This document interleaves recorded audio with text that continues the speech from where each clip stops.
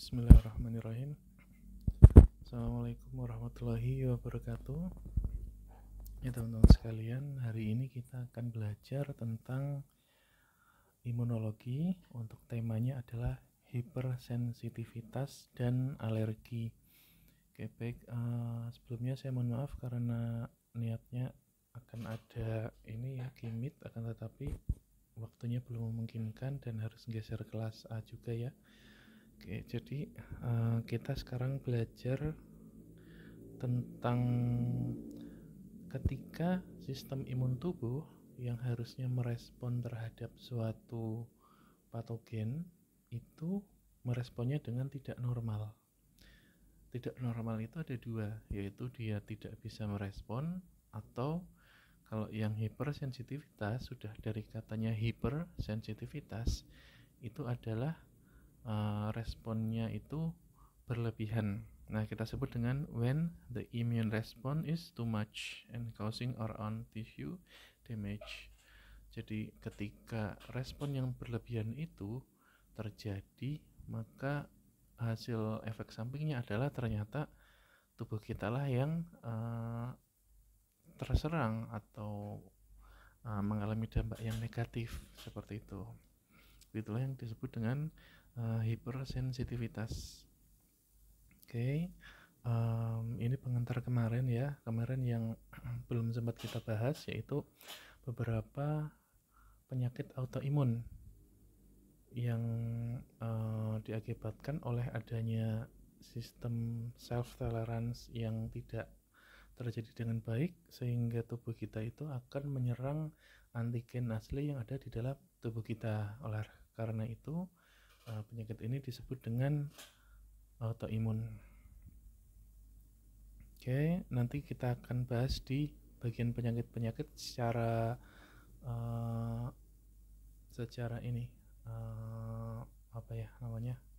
tidak detail. Jadi nanti sekilas saja. Jadi teman-teman juga tidak perlu terlalu dihafalkan kan ya, karena kita di sini membahas lebih ke apa itu hipersensitivitas dan jenis-jenisnya.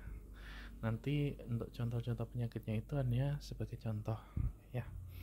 Baik, kita masuk di hipersensitivitas itu sendiri.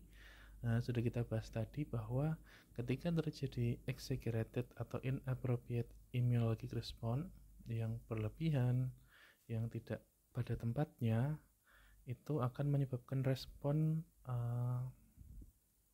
in response to an antigen or allergen. Jadi dalam merespon suatu antigen ataupun alergen, dan antigen ini nantinya akan kita kenal sebagai self antigen maupun foreign antigen, antigen dari dalam maupun dari luar. Nah, itu yang hasilnya nanti adalah tidak baik pada tubuh kita, karena proses yang terjadi adalah exaggerated, yaitu terlalu berlebihan. Oke, konsep. Oke, sebentar.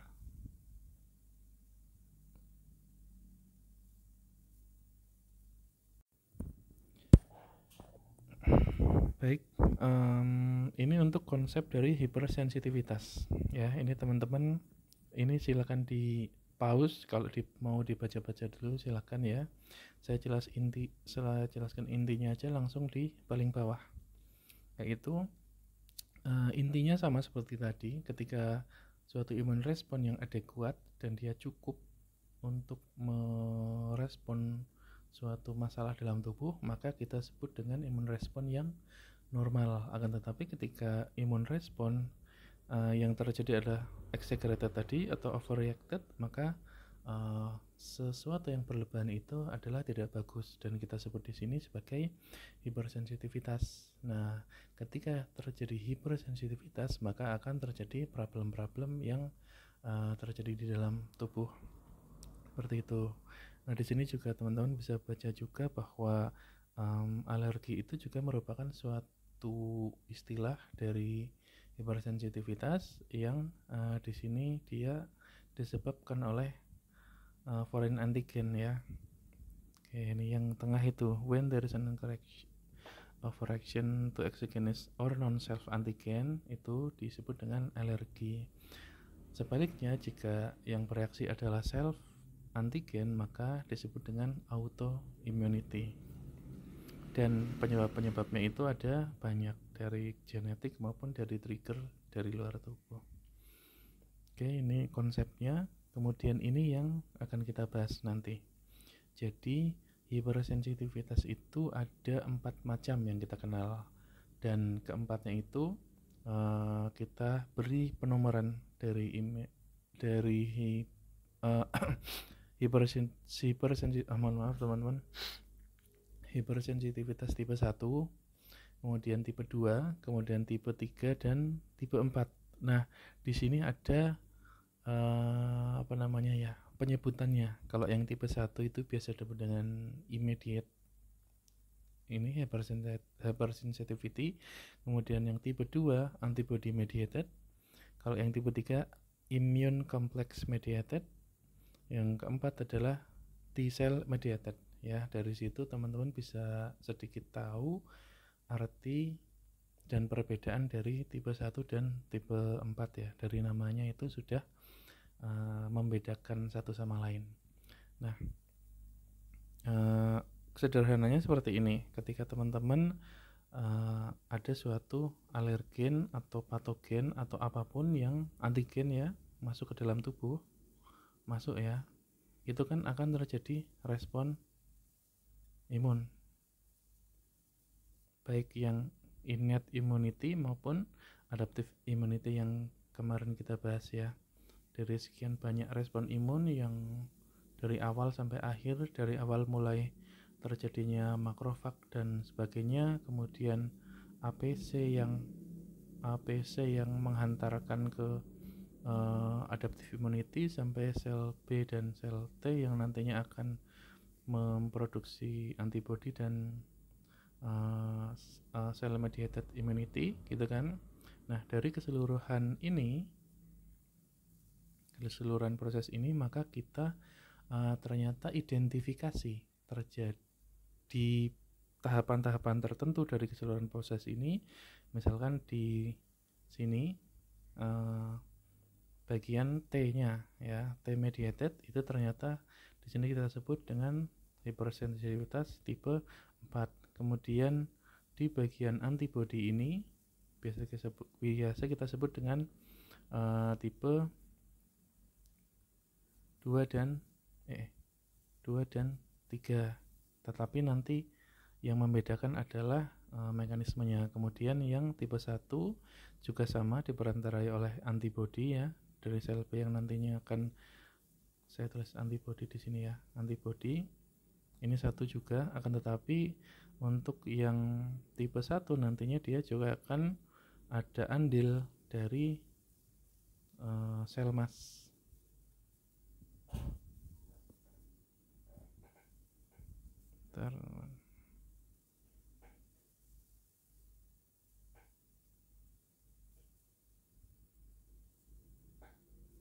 Sel mas dan lain-lain, ada basofil dan eosinofil.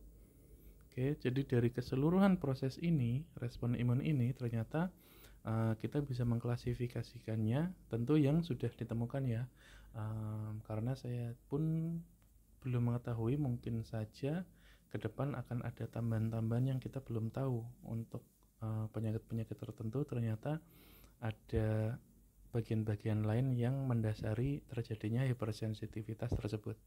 Tapi yang kita kenal sekarang adalah hipersensitivitas tipe 1 sampai 4 ya. Nah, untuk untuk tipe 1 cirinya adalah dia dimediasi oleh imunoglobulin E, kemudian melewati TH2 sel juga ya, sel CD4 TH2 nantinya yang nanti kita bahas di belakang. Kemudian tipe 2 itu ada IgM dan IgG, tipe 3 juga ada IgM dan IgG ya. Kedua ini sama, tapi yang membedakan adalah mekanismenya nanti. Kemudian yang keempat, tipe 4 adalah sel T ya, T-cell mediated. Ada 2 macam, yang pertama CD4 plus dan CD8 plus ya kalau sel T, seperti itu. Dan bagian ini yang kanan ini adalah mekanisme yang terjadi pada saat tissue injury nanti ya. Jadi teman-teman dari tabel ini pun ketika teman-teman baca itu sudah 50% teman-teman belajar dari big picture-nya di sini ya.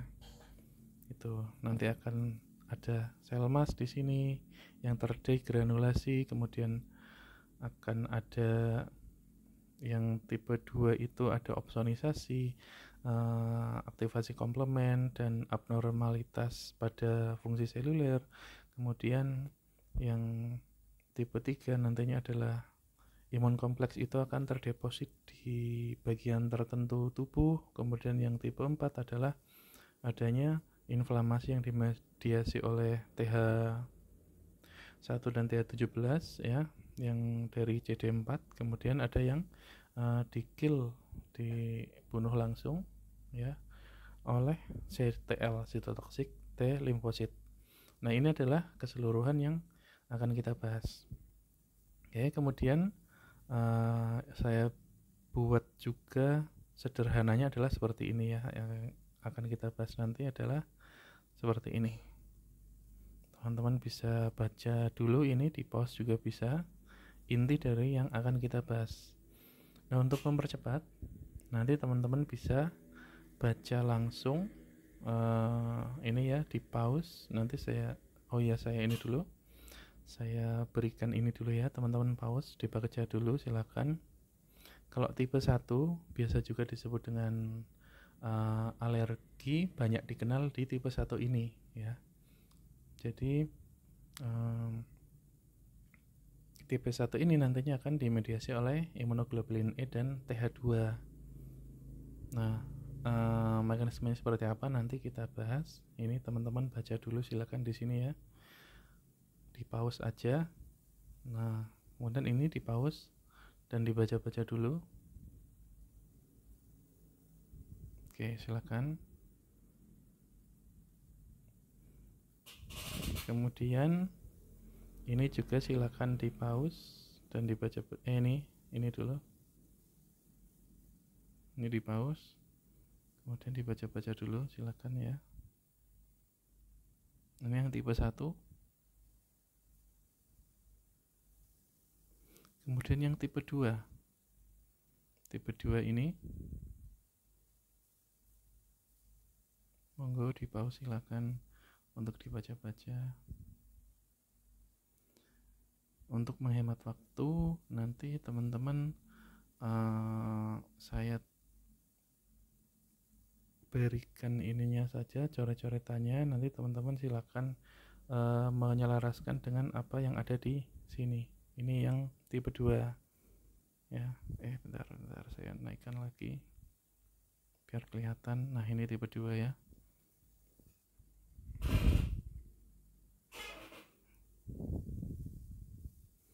Nah, ini contoh-contoh penyakitnya. Kemudian untuk yang tipe 3, ini tipe 3. Di pause aja ya kalau mau dibaca-baca dulu, silakan. Ini yang tipe 3.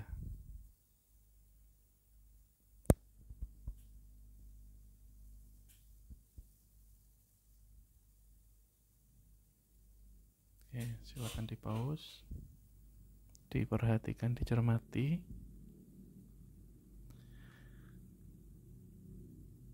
Kalau mau langsung ke ini juga boleh, ke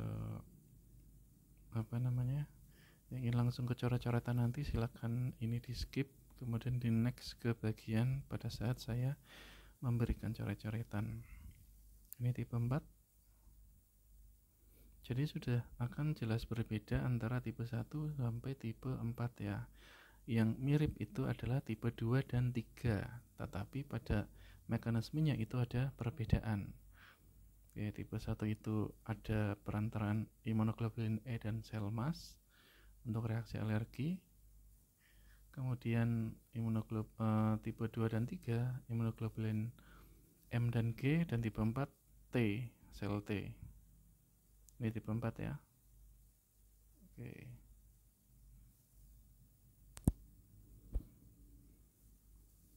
Oke, baik, sudah selesai. Kita mulai dari yang pertama. Tipe 1, kita buat oret-oretannya ya. Nah, jadi kita mengetahui mekanisme kenapa terjadi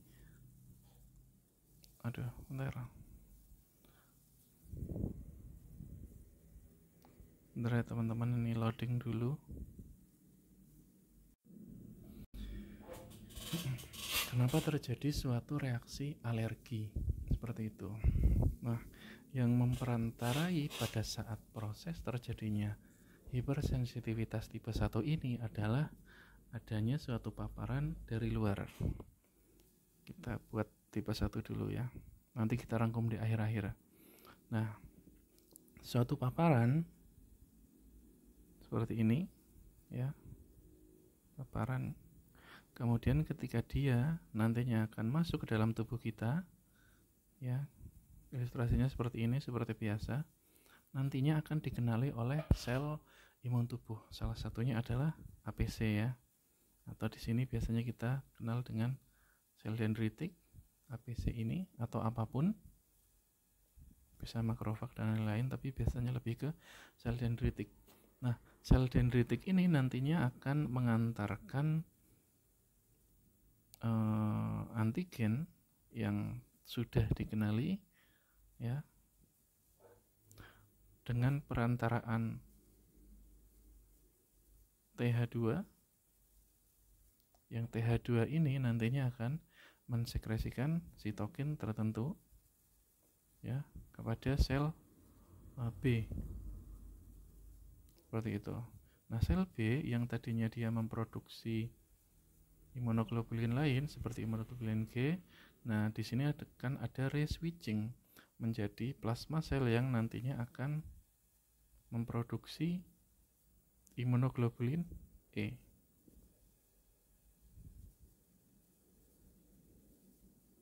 Imunoglobulin E.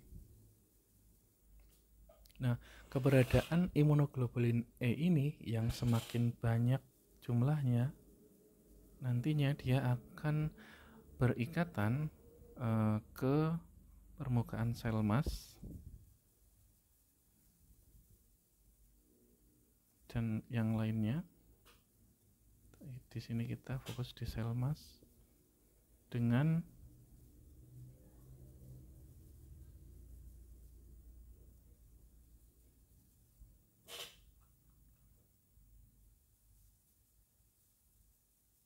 dia akan berikatan dengan reseptor yang ada di sel mas ya. Ini seperti ini sudah.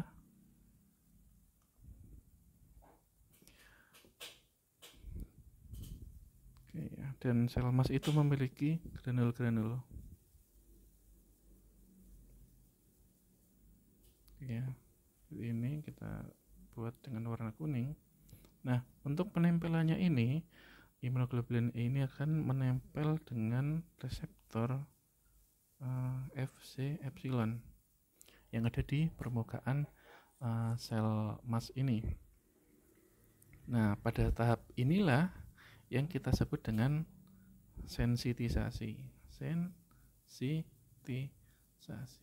Oke ya. Tahapan pertama.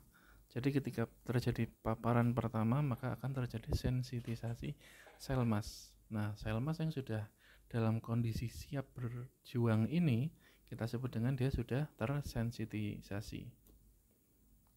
Kemudian ketika selanjutnya akan terjadi alergen yang masuk ke dalam tubuh, maka alergen ini sudah akan langsung dikenali oleh sel mas yang sudah tersensitisasi, dan dia akan mengikat di berikatan dengan si sel mas ini karena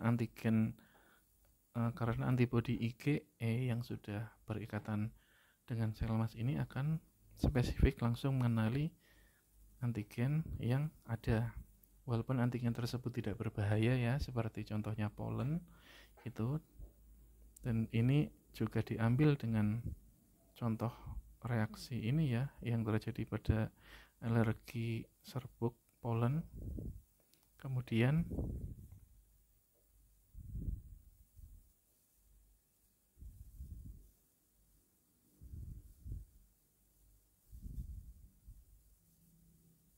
oke ya. Ups, bentar.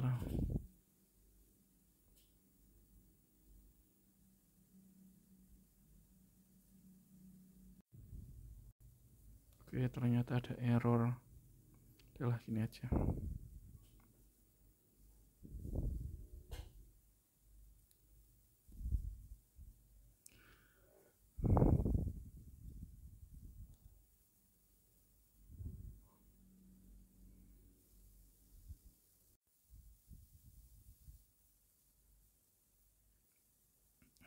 Oke. Kita buat baru aja ya. Jadi ketika sel mas yang sudah tersensitisasi ini dia berikatan dengan antigen polen tersebut, maka akan terjadi degranulasi dari isi sel mas tersebut. Ini ya, dia akan keluar memuntahkan komponen-komponen di dalamnya yang di dalamnya itu ada berbagai macam senyawa vasoaktif, salah satunya adalah histamin yang paling terkenal dan lain-lainnya seperti ini ya. Dan ketika terjadi proses ini maka akan menyebabkan adanya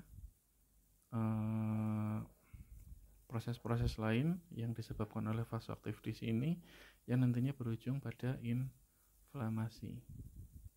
Ini adalah proses dari hypersensitivitas tipe yang 1 karena dia diperantarai oleh imunoglobulin E, kemudian adanya sel mas yang tersensitisasi, kemudian nantinya akan mengeluarkan degranulasi sel mas seperti itu.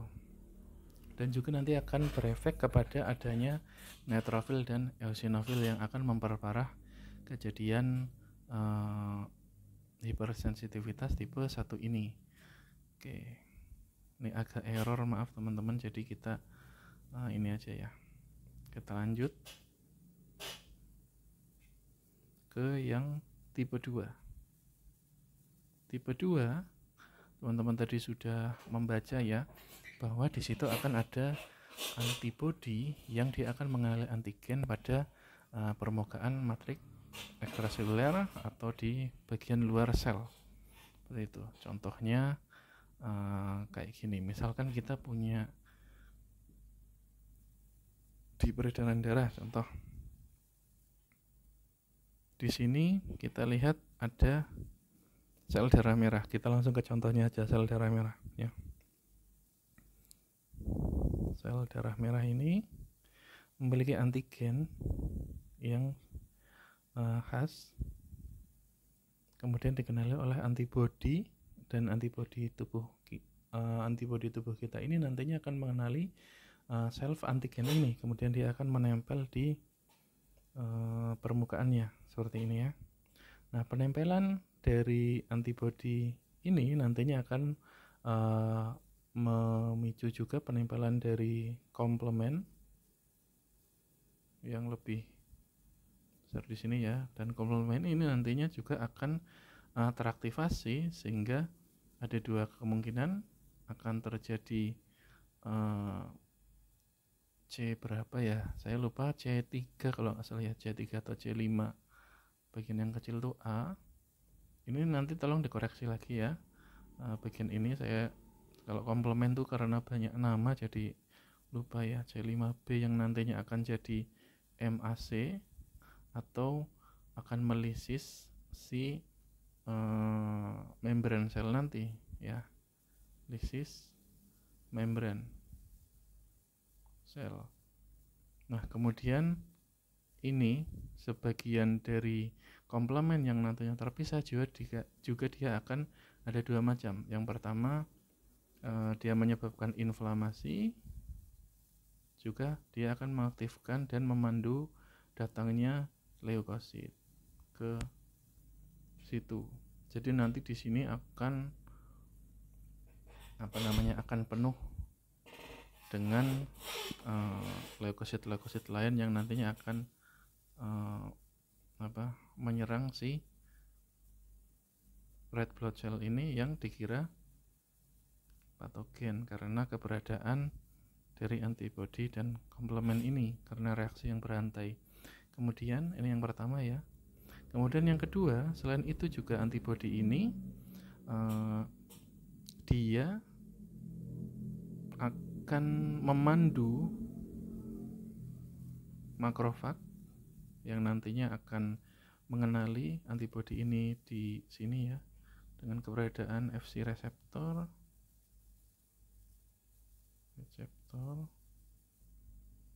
yang ini makrofag, dan makrofag ini nantinya akan membantu untuk mengeradikasi si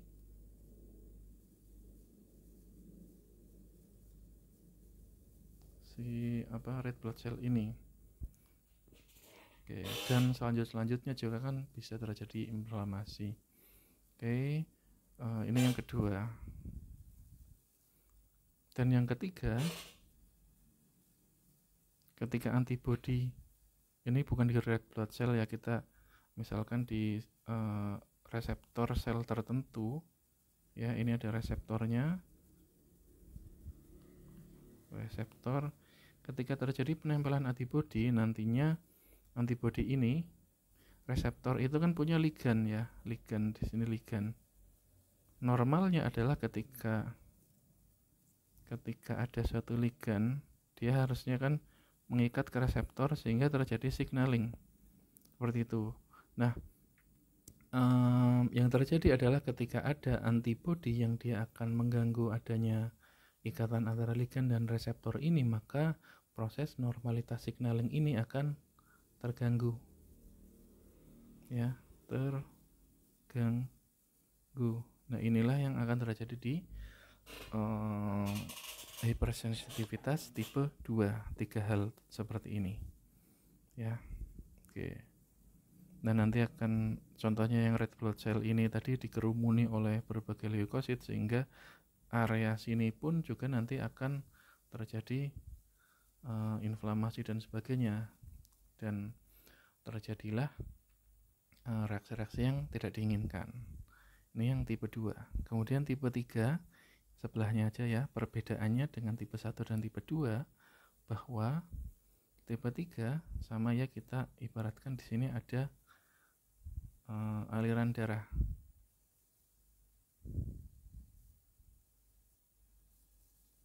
Aliran darah seperti ini.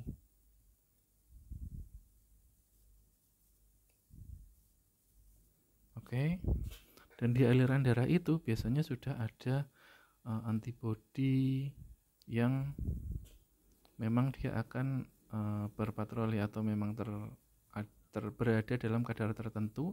Kemudian ketika terjadi suatu antigen yang berada di peredaran darah ini, maka jika kadarnya dalam jumlah kecil, maka mekanisme tubuh akan eradikasi dengan normal ya, membersihkan, eradikasi atau cleaning dengan normal. Nah, ketika itu terjadi paparan berulang beberapa kali, maka akan terjadi kompleks yang seperti ini ya, kompleks antara antigen dan antibodi seperti ini, yang nantinya dia akan ada kemungkinan tidak dibersihkan secara sempurna oleh sistem imun kita. Makrofag dan lain-lain itu efisiensi pembersihannya mungkin tidak 100% ya, tidak 100%. Ada sebagian yang dia lolos kemudian mengalir ke bagian tubuh lain sehingga sampailah di bagian tertentu dari tubuh dan dia menempel di sel, permukaan sel tersebut. Kemudian kita perbesar ke sini. Ini adalah aliran darah ya. Ini adalah aliran darah. kemudian penempelan si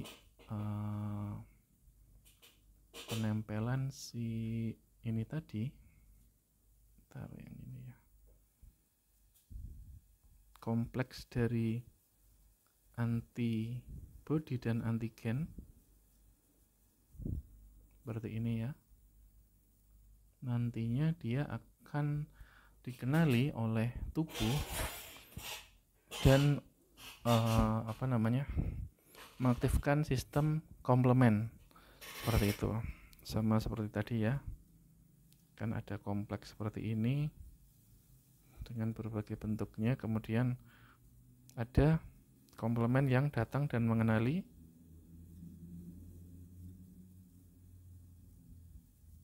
sama seperti tadi ya. Komplement ini akan mengaktifkan dua macam, tetapi karena yang pertama adalah inflamasi,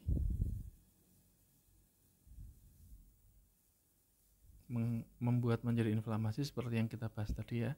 Yang kedua adalah akan terjadi yang namanya dia mengundang juga mengundang ini udah ya, inflamasi dan leukosit ya. Kemudian dia akan merusak juga dengan mekanisme yang MAC dan sebagainya tadi ya, seperti itu. Tetapi di sini lebih ke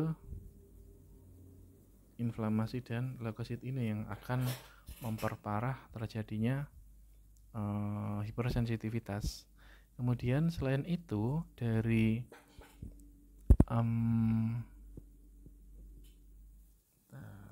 ini ya, dari kompleks antibodinya sendiri pun itu, gambarnya gimana ya, gini lagi, nantinya juga akan dikenali oleh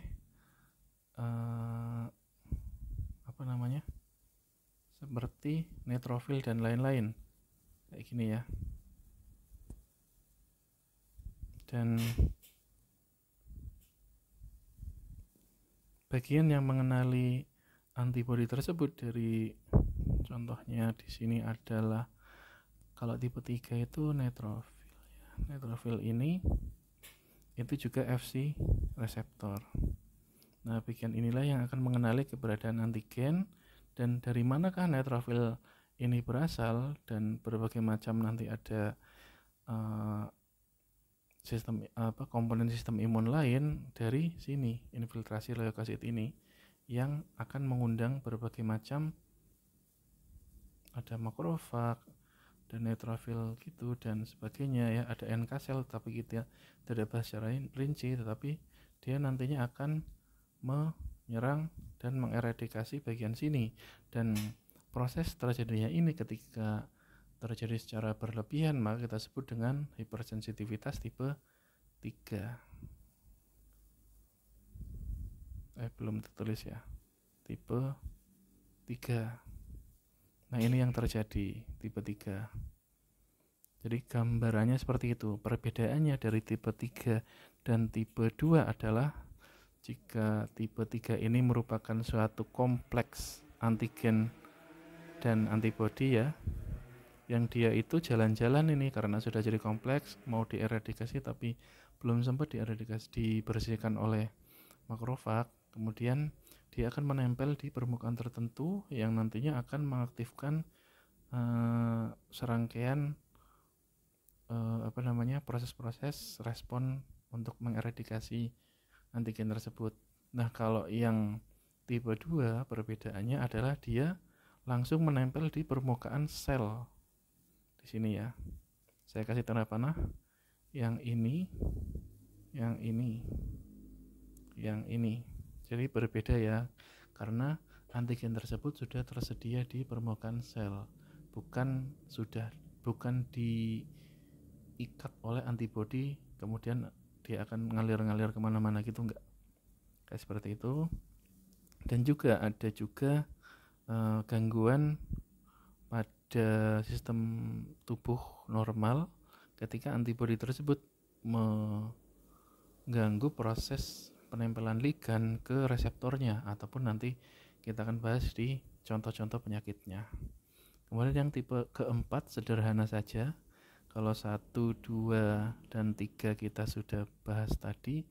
Kemudian yang 4 itu biasa kita jumpai, yaitu T cell mediated tipe 4 ya, di sini aja. 4.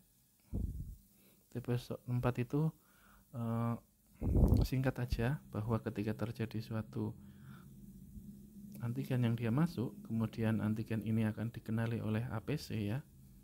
APC seperti ini. APC ini nanti akan mempresentkan ke sel T ya, sel T. T itu nanti ada bisa dua macam, yaitu CD4 dan CD8 seperti ini ya. Kemudian CD4 ini yang subsetnya di sini adalah TH1 dan TH17. Nantinya keduanya ini akan mempengaruhi adanya inflamasi di manapun di tubuh, kayak gitu ya prosesnya. Kemudian CD8 ini nantinya dia akan aktif sebagai cytotoxic T limfosit seperti ini ya, yang nantinya dia akan membunuh sel yang sel tertentu yang telah dikenali oleh CTL ini dengan antigen yang ini tadi ya, si antigen ini. Oke, dan keduanya ini nantinya akan menyebabkan kerusakan pada jaringan tubuh kita yang diperantarai oleh sel T cell seperti ini ya. Ini kalau teman-teman mau membaca lagi silakan saya perbesar, kemudian saya nanti silakan di pause juga boleh. Di slide sebetulnya juga sudah ada, intinya mirip-mirip, cuma di slide mungkin lebih lengkap ya. Kalau ini saya cuma jelaskan alurnya saja. Kemudian ini yang tipe 2 yang kiri ini ya. Kemudian yang tipe 3.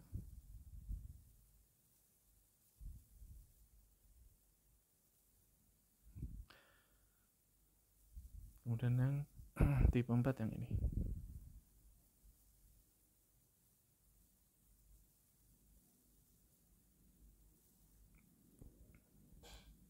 Oke, kita kembali ke slide.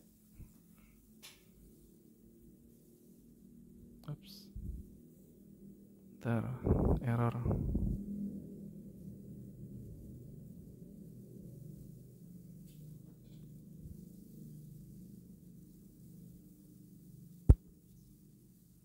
Ya, tipe 1 menyingkat waktu saja, tidak perlu saya jelaskan. Kita langsung ke contoh-contoh penyakitnya. Oke, langsung ya. Di sini contoh dari hipersensitivitas tipe 1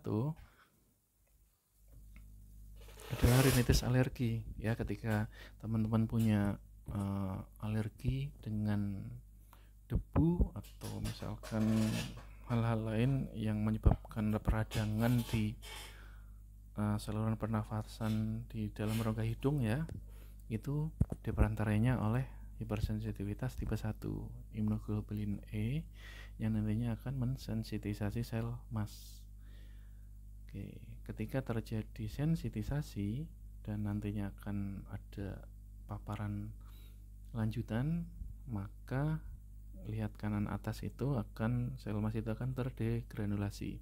Kemudian semakin lama semakin adanya fase kronis dari sensitisasi ini, nantinya akan ada eosinofil yang ikut andil masuk ke situ, dan kemudian terjadi berbagai macam hal lagi. Ada inflamasi yang diperantarai oleh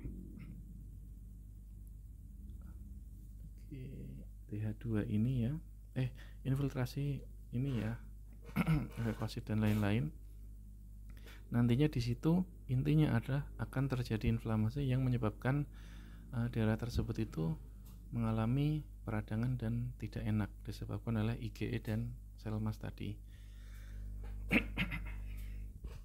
Oke, contoh lainnya ini nggak perlu terlalu dilihat alurnya ya teman-teman, karena inti dari yang kita bahas ini adalah mengenai alur tadi saat yang tipe 1 sampai tipe 4. Kalau sudah di contohnya di sini kita hanya lihat, oh ternyata betul, ternyata diperantarai oleh adanya sel mas gitu ya. Termasuk di alergi makanan.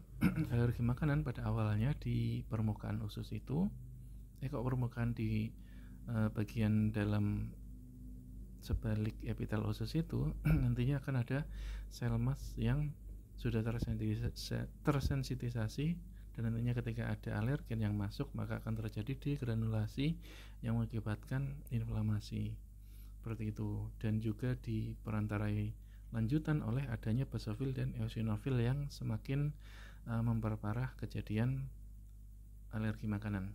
Kemudian ketika alergen ini masuk secara sistemik, nantinya juga akan terjadi efek-efek yang sistemik juga.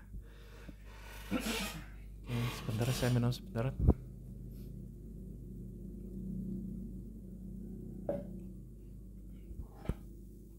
Oke, tipe 2 kita langsung ke contohnya, karena teman-teman ini sudah baca sendiri ya.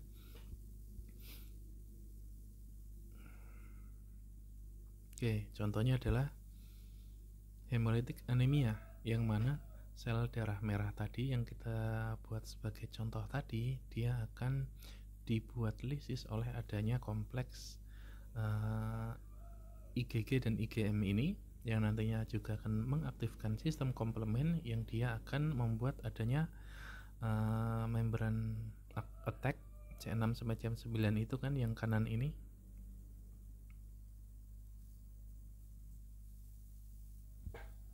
Ya.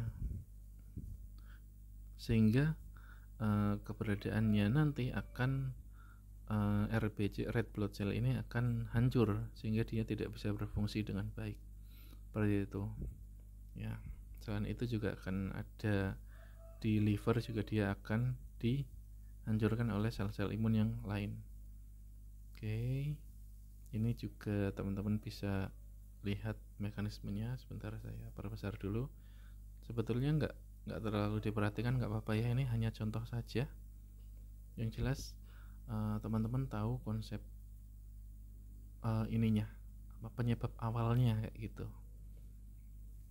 Nggak perlu dihafalkan juga, yang perlu dihafalkan adalah yang pertamanya tadi gimana kayak gitu ya.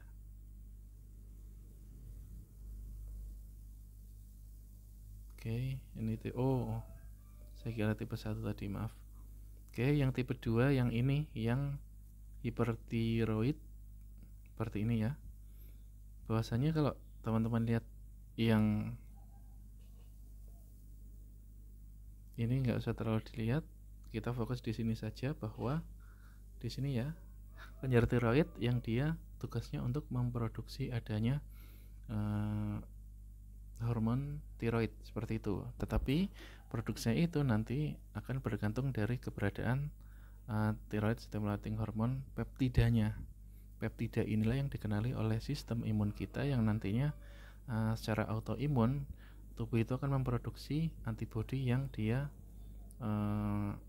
mirip dengan TSHR peptida tadi, yang akan nantinya akan mempengaruhi reseptor dari yang harusnya diduduki oleh peptida, ternyata akan diduduki oleh adanya TSH antibodi ini. Nah, kemudian kita lanjut ke kanan. Ketika antibodi TSH ini berikatan dengan sel tiroid ini, nantinya signaling yang akan terjadi, dia akan menyebabkan hormon tiroid diproduksi seperti itu. Nah, normalnya adalah ketika terjadi kelebihan produksi hormon tiroid, maka akan terjadi feedback ya. Maka TSH peptida ini akan dihambat karena sudah kebanyakan hormon tiroid. Akan tetapi ketidakadaan TSHR ini, tetapi adanya antibodi ini, itu nggak akan ngaruh. walaupun TSHR-nya sudah dihambat, tetapi TSHR antibodinya ada dan dia akan berikatan dengan reseptor TSH yang mengakibatkan diproduksinya thyroid stimulating hormone ini T3 dan T4 nanti hasilnya ya. Nah, ini akan diproduksi terus sehingga kita kenal dengan istilah hipertiroidisme seperti hipertiroid. Oke, seperti itu ya. Dan inilah yang kita sebut tadi di tipe 2 itu adalah mengganggu stabilitas dari reseptor yang ada di permukaan sel. Selain itu juga ada miastenia gravis yang mana mengganggu neurotransmitter dari sel saraf menuju sel otot. Seperti ini ya. Kalau teman-teman lihat yang kiri itu adalah perjalanan dari impuls neurotransmitter dari sel saraf menuju sel otot itu ya, dari 1 sampai 11 itu kan normalnya seperti itu. Akan tetapi ketika terjadi gangguan di bagian sini di celah antar sinaps ini ya, kemudian adanya suatu antibodi yang dia akan berikatan dengan reseptor asetilkolin pada permukaan sel otot yang ini ya. Ini nggak kelihatan, saya kasih merah yang ini. Maka asetilkolin yang harusnya dia berikatan dengan reseptornya, kemudian dia tidak bisa berikatan sehingga muscle ini tidak mengalami aktivasi akibat asetilkolin. Impulsnya tidak dihantarkan sehingga ototnya menjadi lemah karena dia tidak ada respon yang respon yang akan membuat otot itu bekerja seperti itu ya. Nah, ada juga antibodi yang dia di sini ya, normalitas untuk absorpsi vitamin B12. Nah, vitamin B12 ini kita lihat di kiri dulu,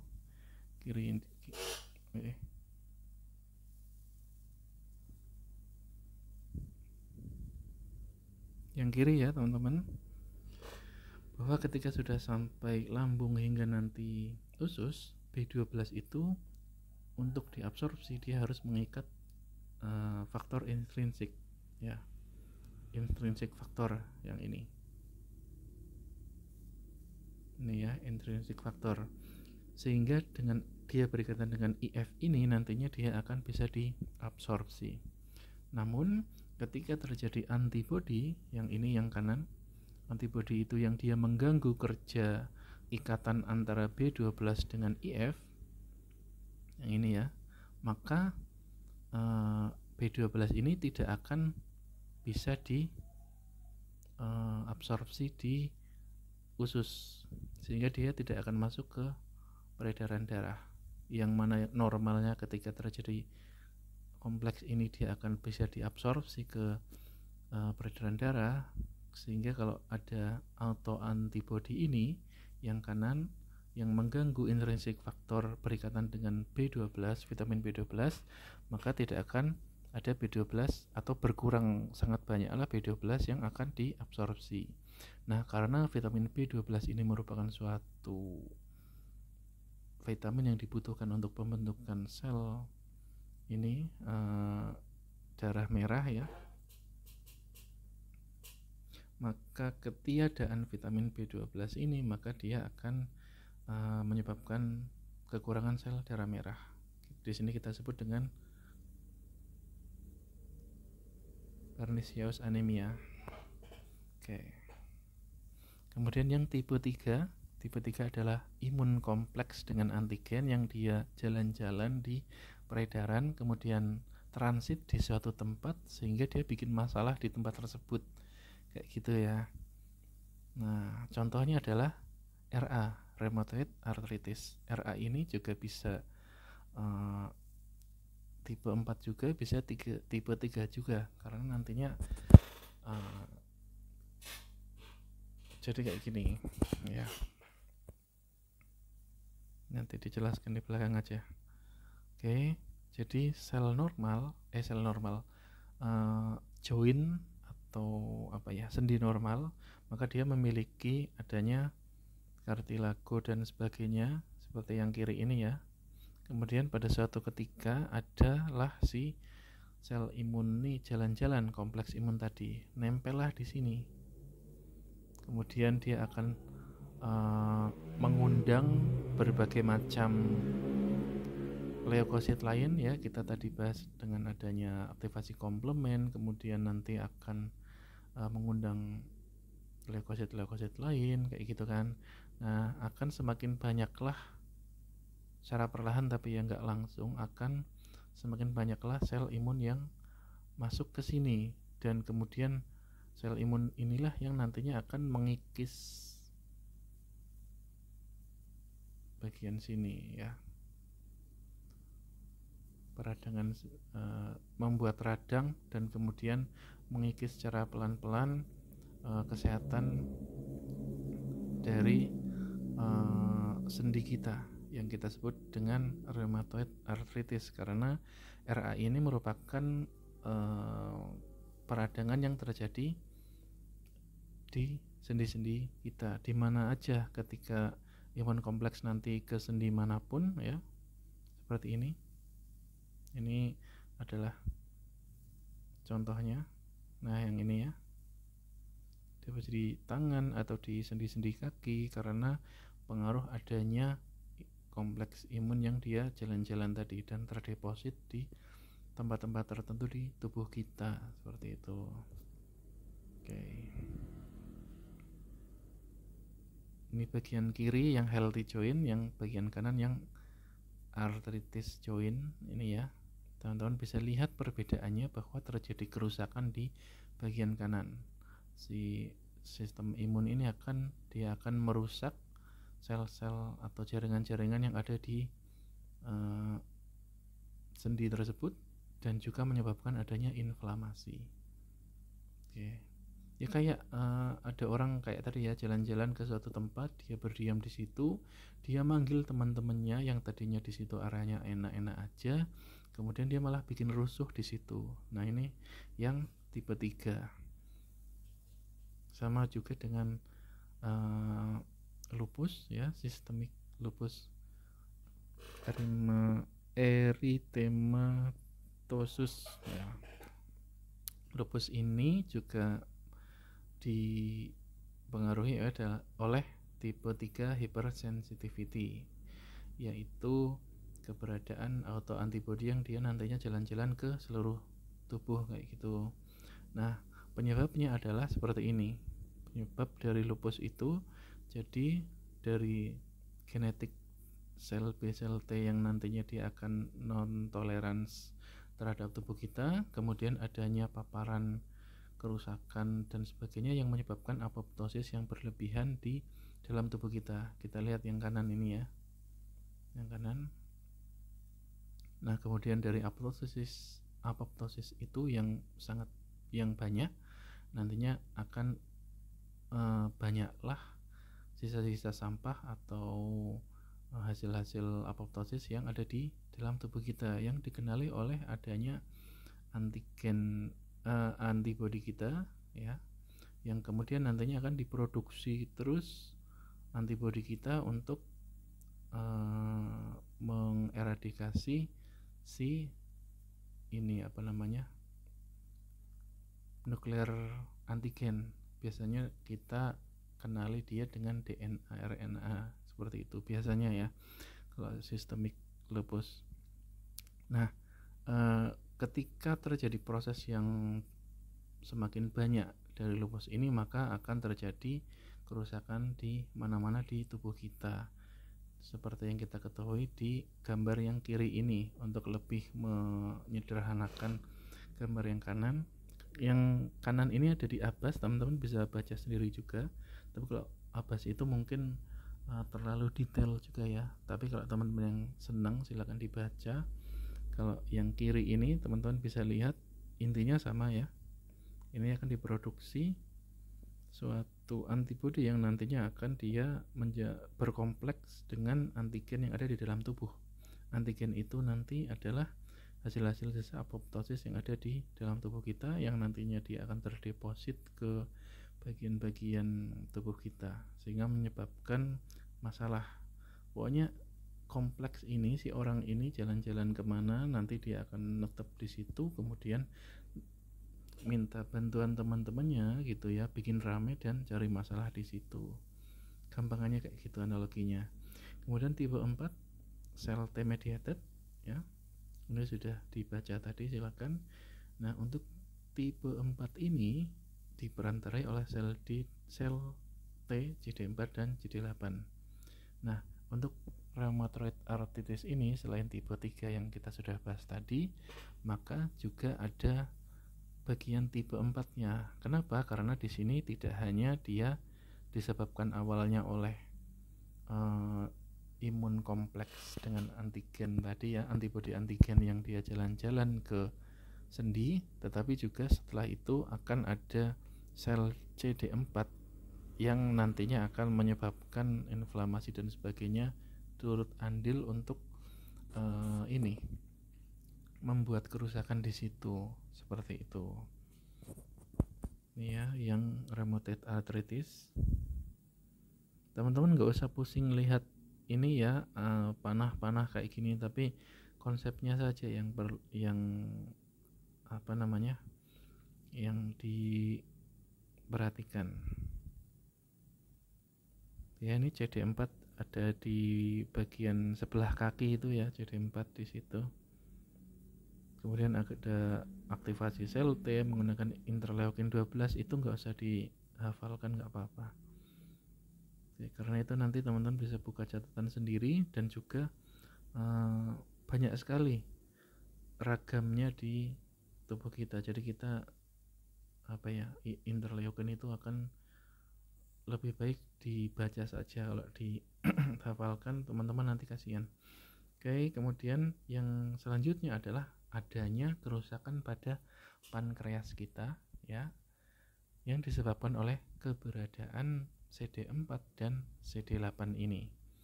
Oke, sel beta pankreas kita tahu bahwa dia merupakan suatu sel yang nantinya akan mensekresikan insulin untuk untuk mengontrol gula darah yang ada di tubuh kita. Nah, dengan adanya autoimun ini yang dia nantinya akan menyerang sel-sel beta pankreas yang ada di tubuh kita dengan jalur CD4 dan CD8. CD4 nantinya akan menyebabkan adanya inflamasi dan lain-lain. Kemudian CD8 nantinya dia akan membantu untuk membunuh si sel-sel di beta pankreas kita. Nah, sel sehat tetapi malah dianggap sebagai antigen oleh sistem imun kita. Nah, ini juga termasuk penyakit autoimun tipe 1 diabetes, sehingga keberadaan CD4 dan CD8 ini nantinya dia akan merusak seperti gambar yang kiri. Sel-sel yang masih sehat yang atas no diabetes ya, kemudian yang type 1 diabetes yang bawah terjadi kerusakan pada sel-sel beta pankreas yang ada di tubuh kita. Oke. Jadi nanti teman-teman di sini sudah bisa menulis rangkumannya ya, tipe 1 sampai tipe 4. Perbedaannya tipe 1 sampai 4 ada di antibodi yang digunakan hingga dimediasi oleh apa. Tipe 1 oleh imunoglobulin E dan TH2. Kemudian yang tipe 2 dan tipe 3 sama-sama antibodinya, dan tipe 4 oleh sel T. Tetapi yang membedakan antara tipe 2 dan tipe 3 adalah mekanismenya. Kemudian tipe 1 akan mekanismenya nanti adalah sensitisasi sel mas dan sebagainya. Kemudian tipe 2 dan tipe 3 teman-teman sudah bahas tadi, adanya aktivasi komplement dan sebagainya. Kemudian yang tipe 4 akan terjadi penggunaan TH1 dan 17 untuk inflamasi, dan kemudian sitotoksik T limfosit yang dia nantinya akan mengkill atau membunuh sel-sel yang sebetulnya sehat tetapi malah dibunuh oleh dia karena dia kira sebagai antigen. Oke, ini nanti teman-teman seperti ini ya. Kemudian yang tanda tanya ini silakan diisi sendiri dengan catatan yang sudah teman-teman baca tadi dan penjelasan dari saya. Jadi mungkin kalau untuk penyakitnya saya tidak akan tanya secara detail tentang mekanismenya, itu hanya pengetahuan teman-teman saja. Tapi kalaupun ada soal nanti saya kasih clue-nya juga di soal ya. Tetapi nanti yang akan saya ini tanyakan adalah ini tipe apa ya, penyakit ini itu dia adalah seperti ini. Nah kalau mekanismenya seperti ini, itu dia masuk ke tipe mana, tipe 1, 2, 3 atau 4 kayak gitu ya. Oke, jadi mungkin cukup sekian. Ini udah selesai. Jadi mungkin cukup sekian ya teman-teman. Semoga penjelasannya jelas. Kurang lebihnya saya mohon maaf. Terima kasih atas perhatiannya. Assalamualaikum warahmatullahi wabarakatuh.